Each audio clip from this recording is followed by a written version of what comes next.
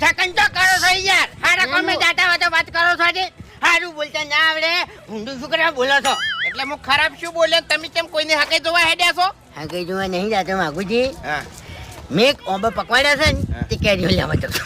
એટલે તમે તો જો અહીંયા આકડિયા જ વાયા છે, વળી ઓબો ચોથી પકવાડ્યો હશે.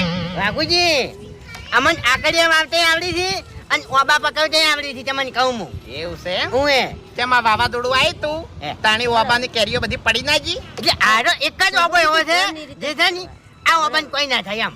એવું છે એમ? ઓય પણ ગમે એટલી કેરીઓ આવી છે ને તો કોઈ ભાવ નહીં. કેમ ઢોકલે કૂટવાય છે બજારમાં. આરી કેરીઓ છે ને એક જ ભાવની છે.